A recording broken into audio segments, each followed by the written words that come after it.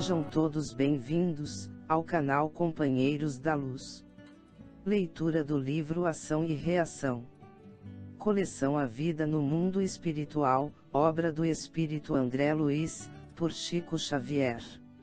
Iniciemos então a leitura do capítulo 14. Resgate interrompido. Acompanhando o assistente, passamos a cooperar na reharmonização de pequena família domiciliada em subúrbio de populosa capital. Eudeu, o chefe da casa, homem que mal atingirá a madureza física, pouco além dos 35 de idade, encontrara em Marcela a esposa abnegada e mãe de seus 3 filhinhos, Roberto, Sônia e Márcia. Entretanto, seduzido pelos encantos da jovem Mara, moça leviana e inconsequente, tudo fazia para que a esposa o abandonasse. Marcela, porém, educada na escola do dever, dedicava-se ao lar e tudo fazia para não deixar perceber a própria dor. Pelos gestos rudes e pela deplorável conduta em casa, não desconhecia a modificação do pai de seus filhos, e, recebendo cartas insultuosas da rival que lhe disputava o companheiro, sabia chorar em silêncio, confiando-as ao fogo para que não caíssem sob o olhar do esposo. Doía-nos, cada noite, vê-la em prece, ao lado das criancinhas. Roberto, o primogênito, com 9 anos de idade, acariciava-lhe a cabeça, adivinhando-lhe os soluços imobilizados na garganta, e as 2 pequeninas, na inconsciência infantil, repetiam maquinalmente as orações ditadas pela nobre senhora, oferecendo-as a Jesus, em favor do papai.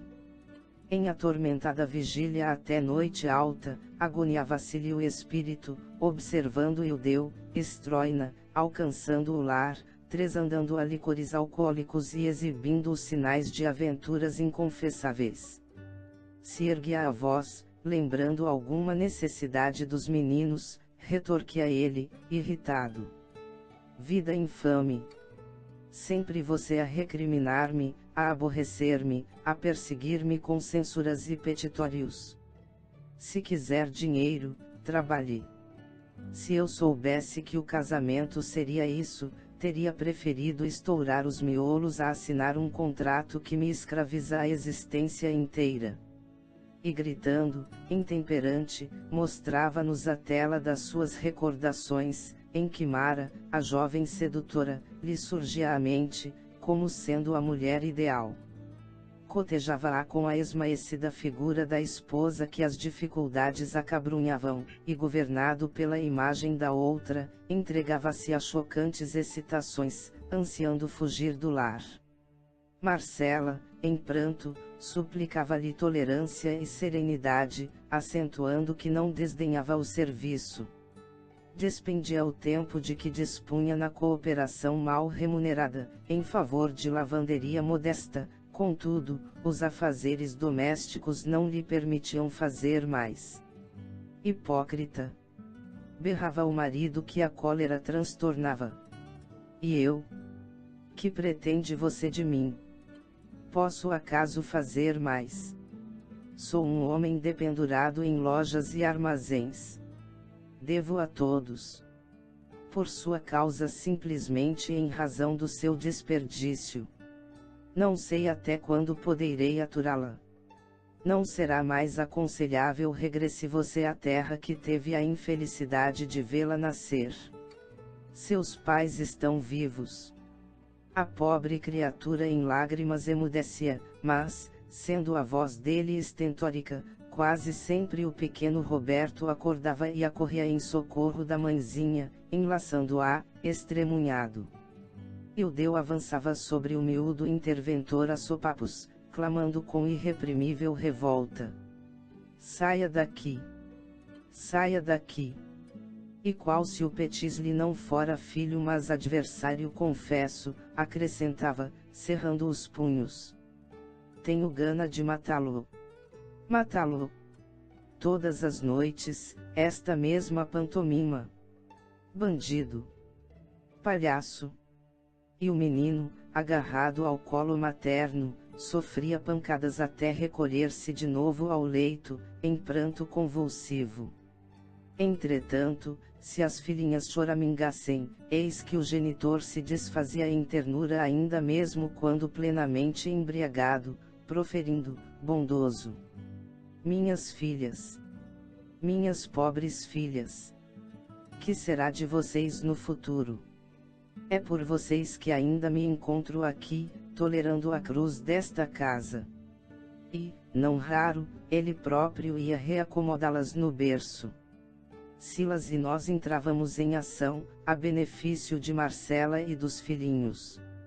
Do atormentado lar, ameaçado de completa destruição, demandávamos outros setores de serviço, sem que o assistente encontrasse oportunidade de administrar-nos esclarecimentos mais amplos.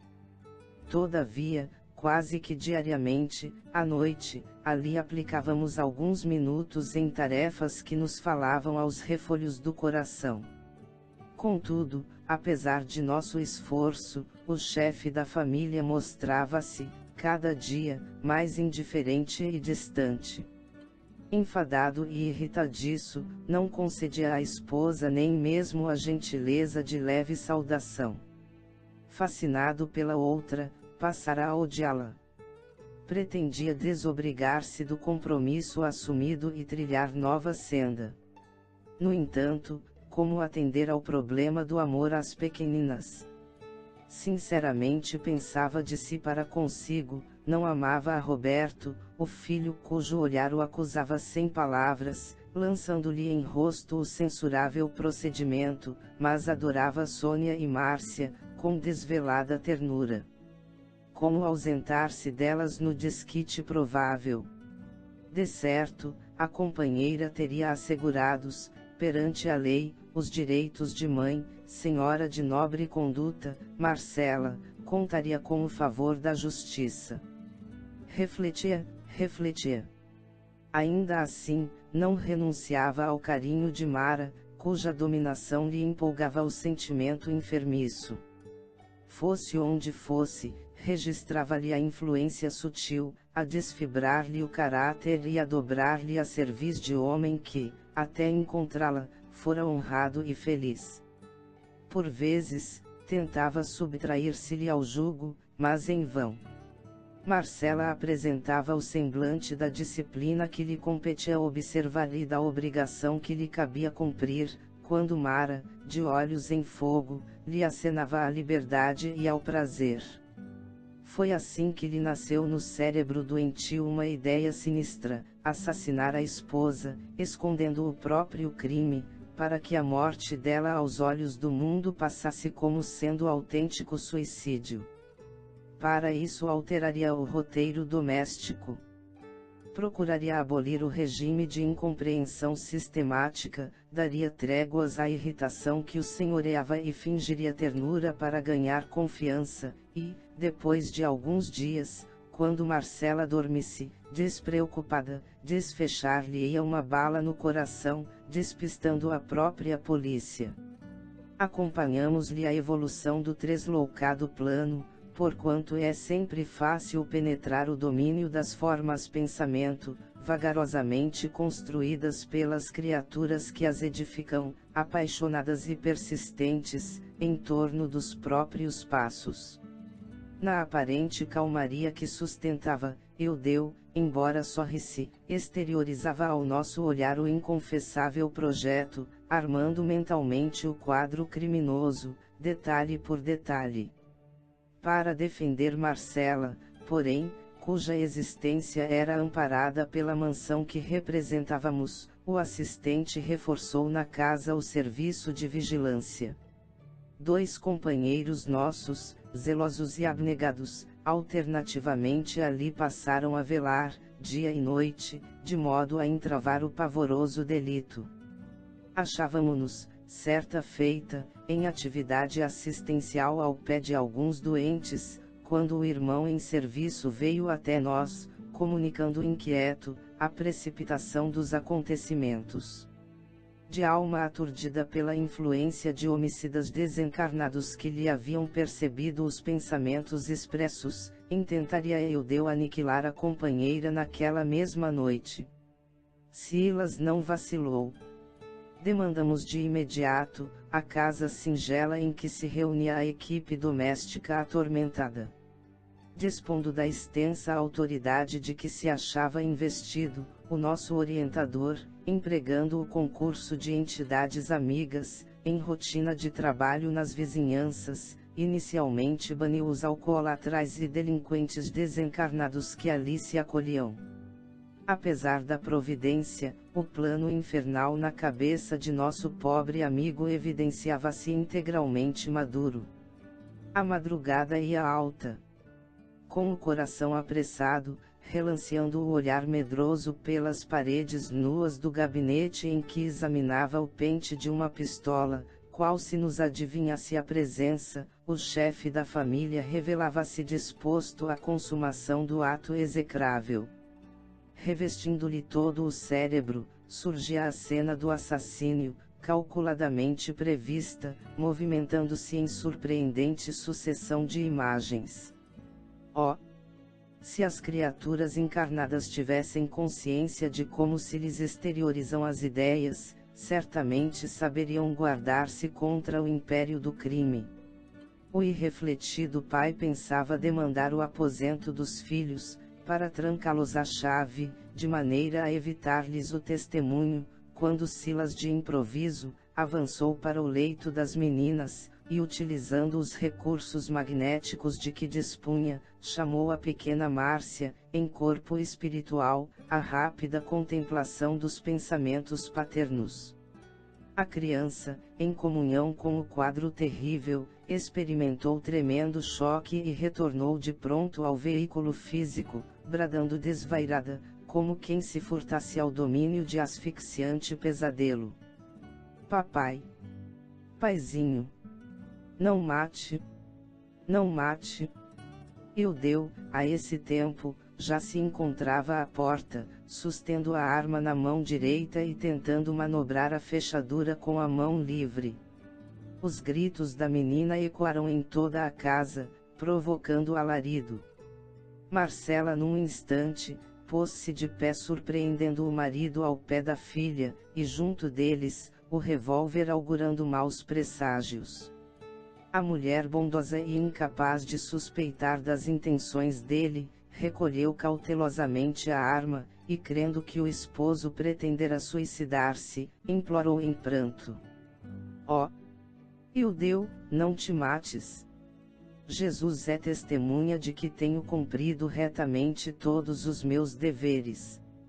Não quero o remorso de haver cooperado para semelhante desatino, que te lançaria entre os réprobos das leis de Deus.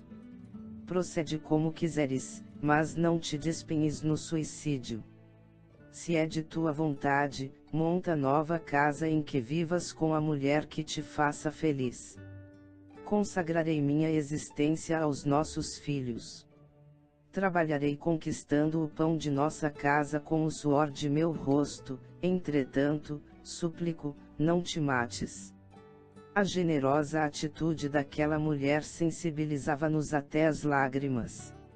O próprio Eudeu, não obstante o sentimento empedernido, sentia-se tocado de piedade, agradecendo no íntimo a versão que a esposa, digna e abnegada, oferecia aos acontecimentos, cuja direção não conseguira prever.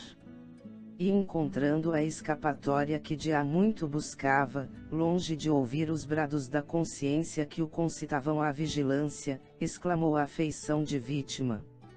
Realmente, não posso mais. Agora para mim, só restam dois caminhos, suicídio ou desquite. Marcela, com o auxílio do assistente, descarregou o revólver, reconduziu as crianças ao sono e deitou-se, atribulada. Nos olhos tristes, lágrimas borbulhavam na sombra, enquanto orava, súplice, na torturada quietude do seu martírio silencioso: ó meu Deus, compadece-te de mim, pobre mulher desventurada. Que fazer, sozinha na luta, com 3 crianças necessitadas? Todavia, antes que a dor pungente se lhe metamorfoseasse em desânimo destruidor, Silas aplicou-lhe passes balsamizantes, hipnotizando-a, com o que a flagelada senhora, em desdobramento se colocou inquieta, diante de nós. Tomando-nos a conta de mensageiros do céu, na cristalização dos hábitos em que comumente mergulham as almas encarnadas, ajoelhou-se e rogou amparo. Silas, porém, soergueu-a bondoso e explicou: Marcela, somos apenas teus irmãos. Reanima-te. Não te encontras sozinha. Deus, nosso Pai, jamais nos abandona. Concede sim, liberdade ao teu esposo, embora saibamos que o dever é uma bênção divina da qual pagaremos caro a deserção. Que o Deus rompa os laços respeitáveis dos seus compromissos, se é que julgas seja essa a única maneira de adquirir a experiência que deve conquistar. Haja porém o que houver, ajuda-o com tolerância e compreensão. Não lhe queiras mal algum. Antes, roga a Jesus o abençoe e ampare, onde esteja, porque o remorso e o arrependimento, a saudade e a dor para os que fogem das obrigações que o Senhor lhes confia convertem-se em fardos difíceis de carregar. Sabemos que a Ele te ligaste em sagrada aliança na empresa redentora do passado próximo. Ainda assim, se ele esmorece, à frente da luta, em pleno exercício da faculdade de escolher, não será justo lhe violentes o livre-arbítrio, impondo-lhe atitudes que a ele compete cultivar. Eudeu ausenta-se agora dos contratos que abraçou, a benefício de si mesmo, e interrompe o resgate das contas que lhe são próprias. Voltará, porém, mais tarde aos débitos que ouvida, talvez mais onerado perante a lei. Não te lamentes, contudo, e segue adiante. Sejam quais forem as lutas que te disserem ao coração, resigna-te e não temas. Faze dos filhinhos o apoio firme na caminhada. Todo sacrifício edificante no mundo expressa enriquecimento de nossas almas na vida eterna. Renuncia, pois, ao homem querido, respeitando-lhe os caprichos do coração, e aguarda o futuro com esperança. E porque Marcela chorasse, receando o porvir, em face das contingências materiais, Silas afagou-lhe a cabeça e asseverou, prestimoso: para mãos dignas jamais faltará trabalho digno. Contemos com a proteção do Senhor e marchemos com desassombro. Enxuga o pranto e ergue-te em espírito à fonte do sumo bem.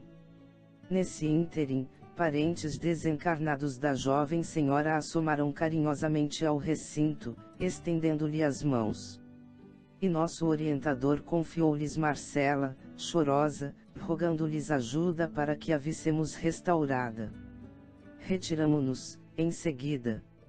Foi então que nossas perguntas explodiram, insopitáveis. Porque Marcela, meiga e honesta, era odiada pelo esposo, assim tanto. Porque a preferência de Eudeu pelas filhinhas, com tanto desdém pelo primogênito. E a separação em perspectiva. Seria justo procurar o nosso mentor fortalecer aquela mãezinha desventurada para o desquite, ao invés de incentivá-la à recuperação do amor e do devotamento do companheiro. O assistente sorriu com manifesto desencanto e ponderou. Há nas anotações do apóstolo Mateus certa passagem, na qual afirma Jesus que o divórcio na terra é permitido a nós outros pela dureza dos nossos corações. Aqui, a medida deve ser facultada à maneira de medicação violenta em casos desesperadores de desarmonia orgânica. Na febre alta ou no tumor maligno, por exemplo, a intervenção exige métodos drásticos, a fim de que a crise de sofrimento não culmine com a loucura ou com a morte extemporânea. Nos problemas matrimoniais, agravados pela defecção de um dos cônjuges ou mesmo pela deserção de ambos do dever a cumprir, o divórcio é compreensível como providência contra o crime, seja ele o assassínio ou o suicídio.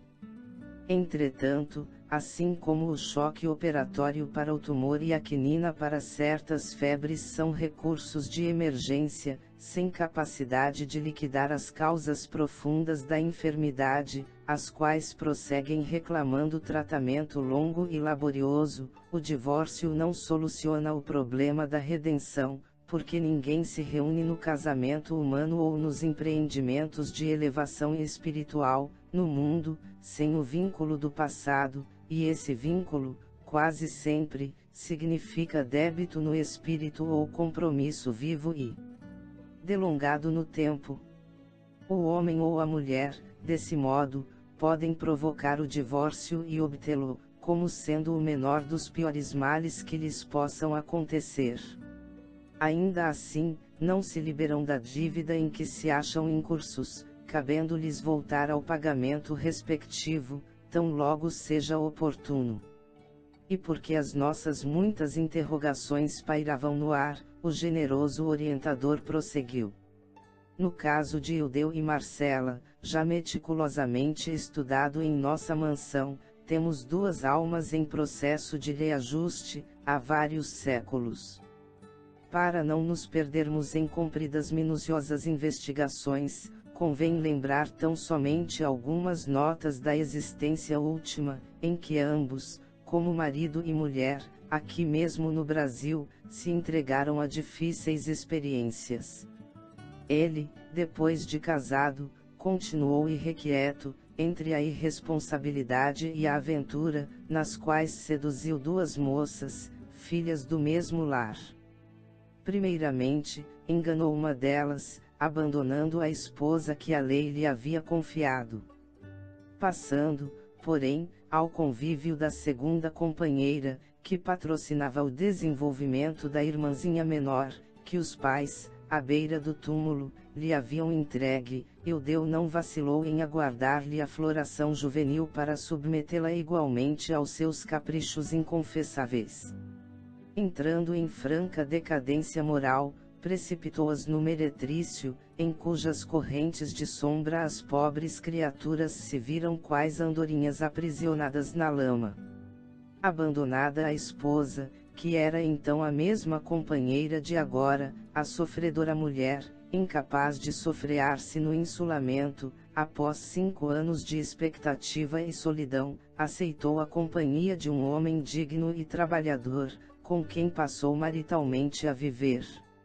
Os dias correram sobre os dias, e quando Ildeu, ainda relativamente moço, mas integralmente vencido pela intemperança e pelo deboche, regressou doente à cidade em que se havia consorciado, buscando o aconchego da esposa, cuja fidelidade carinhosa ele mesmo destruíra, não mais na ânsia de ajudá-la ou de amá-la e sim no propósito de escravizá-la, por enfermeira de seu corpo abatido, eis que a reencontra, feliz, junto de outro. Movido de incompreensível ciúme, de vez que renegara o lar sem motivo justo, não suporta ver a alegria da companheira, matando-lhe o eleito do coração. Dentro em breve, todo o grupo que Ildeu infelicitou se reúne, inclusive ele próprio, na esfera espiritual, onde a justiça da lei sopesa os méritos e deméritos de cada um. E, com o amparo de abnegados benfeitores, regressam as personagens do drama doloroso ao resgate na reencarnação, com Ildeu à frente das responsabilidades, por ter maiores culpas. Marcela concorda em auxiliá-lo e retoma o posto antigo, ajudando-o na condição de esposa fiel. Roberto é o companheiro assassinado que volta, do qual Ildeu é devedor da própria vida. Sônia e Márcia são as duas irmãs que ele arrojou ao vício e à delinquência, dele esperando hoje, como filhas queridas, o necessário auxílio para a reabilitação. O assistente fez pequena pausa e acrescentou: vocês não ignoram, porém, que a reencarnação no resgate é também recapitulação perfeita. se não trabalhamos por nossa intensa e radical renovação para o bem, através do estudo edificante que nos educa o cérebro e do amor ao próximo que nos aperfeiçoa o sentimento, somos tentados hoje pelas nossas fraquezas, como éramos tentados ainda ontem, porquanto nada fizemos pelas suprimir, passando habitualmente a reincidir nas mesmas faltas.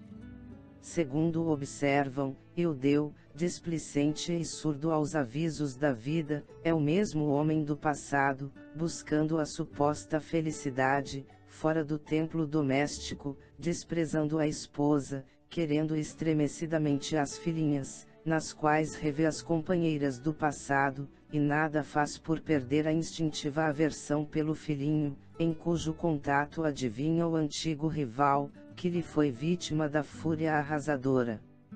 Mas indagou Hilário, se ele não encontra em Marcela o amor integral, por que razão, ainda agora, na presente romagem terrena, a teria desposado?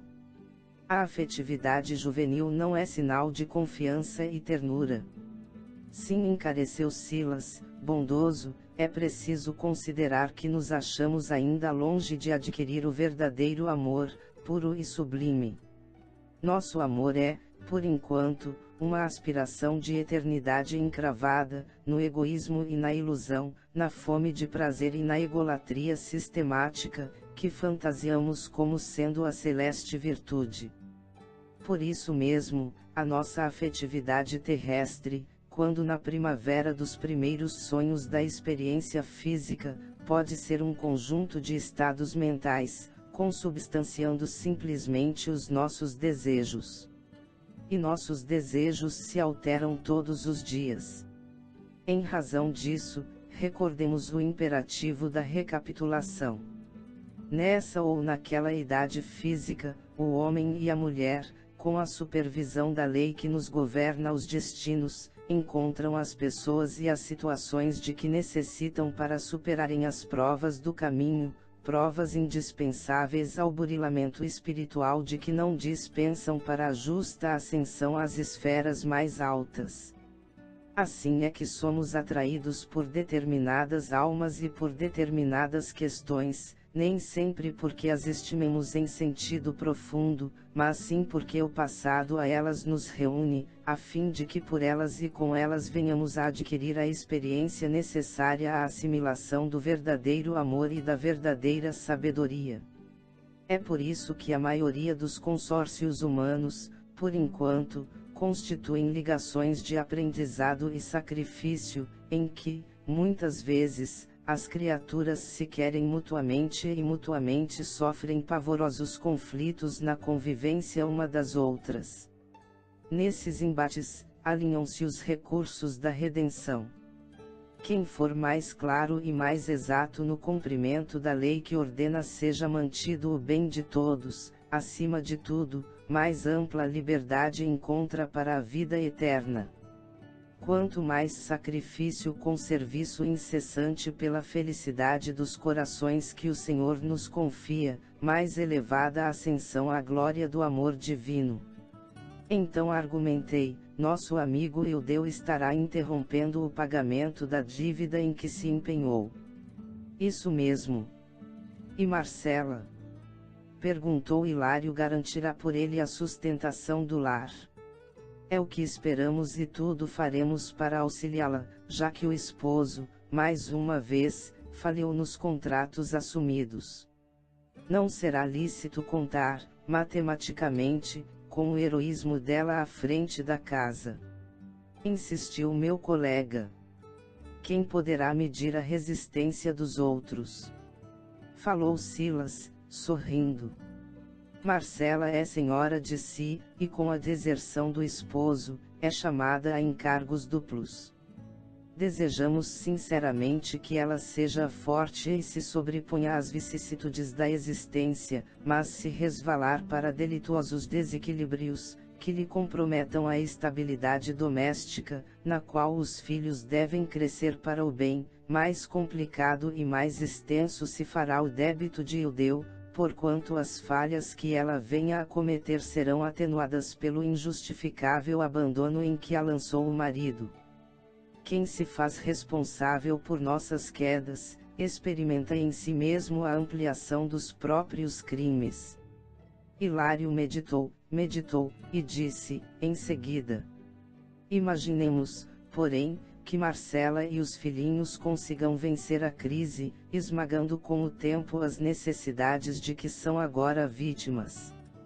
Figuremo-los terminando a atual reencarnação, com plena vitória moral em confronto com Ildeu, retardado, impenitente, devedor.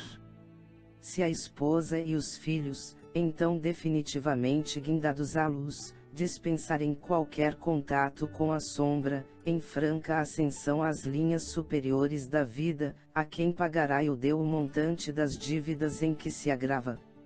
Silas estampou significativo gesto facial e explicou: embora estejamos todos, uns diante dos outros, em processo reparador de culpas recíprocas, em verdade, antes de tudo, somos devedores da lei em nossas consciências. Fazendo mal aos outros, praticamos o mal contra nós mesmos.